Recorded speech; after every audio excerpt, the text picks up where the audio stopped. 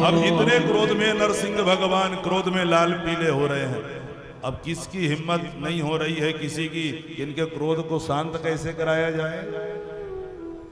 तभी ब्रह्मा जी को लगा इतना लंबा चौड़ा वरदान मैं दिया था, मेरे से गलती हुई थी, इसी कारण से भगवान को ये रूप बनाना पड़ा।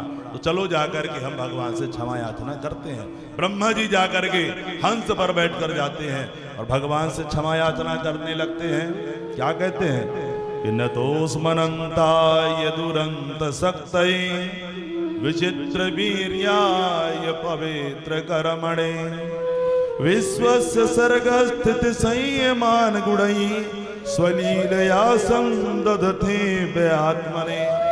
अरे प्रभु, आपके पवित्र कार्य को प्रणाम है, आपके अनंत शक्ति को प्रणाम है। ऐसे कहा, जो तिरछी निगाह से देखा, हुंकार ध्वनि लगाई, ब्रह्मा जी का हंस जो टूटते हुए चला गया। भोले बाबा आए। भोले बाबा किसकी सवारी करते हैं? नंदी की।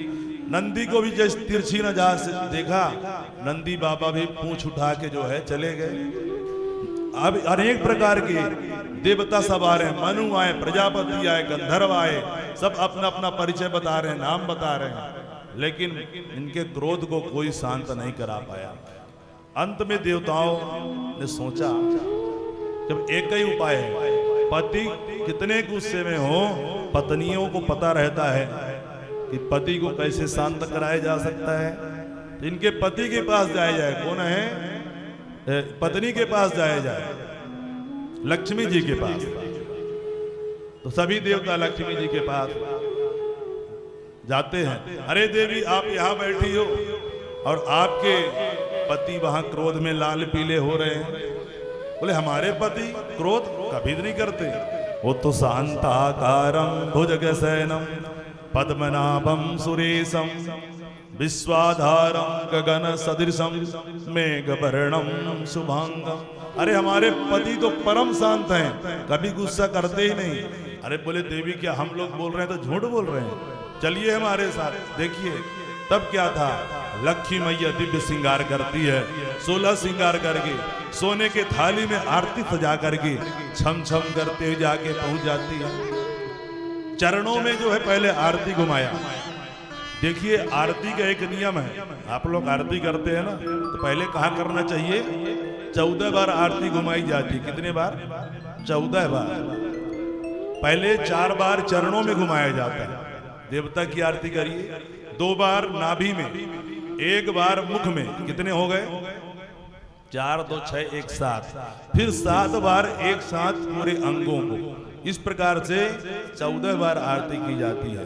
चरणों में आरती किया, नाभि में किया, और जैसे मुख की ओर किया, ये हुंकार ध्वनि लगाई कि लक्ष्मी मैया भी जो है डर गई, थाली वही फेंकी, दैया मैया करते जो है लक्ष्मी मैया भाग खड़ी हुई।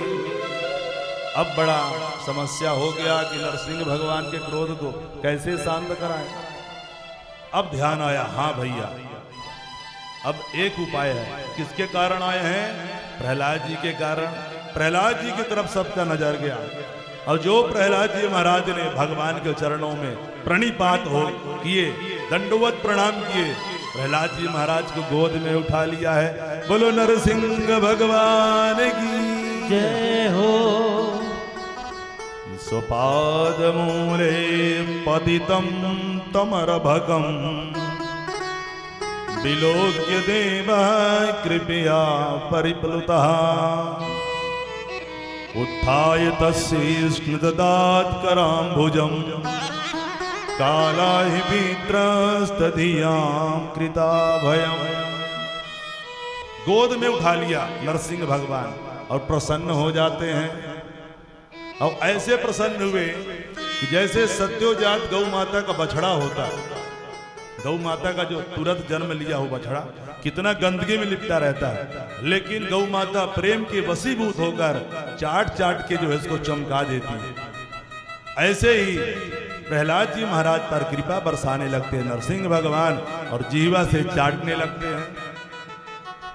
भगवान का एक नाम है भक्त वत्सल। क्या कहते हैं? भक्त वत्सल।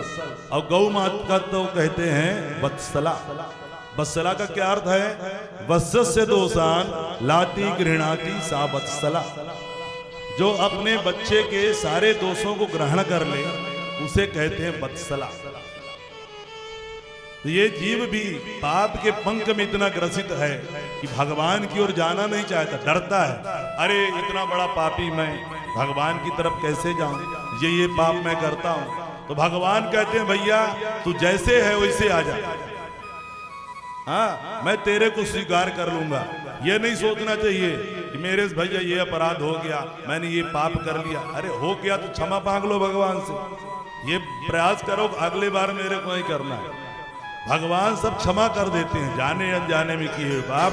भगवान कहते भैया तू जैसे है वैसे आ जा, मैं तेरे पाप को सब जो है नष्ट कर दूंगा। इसलिए भगवान को क्या कहते हैं? भक्त वत्सल।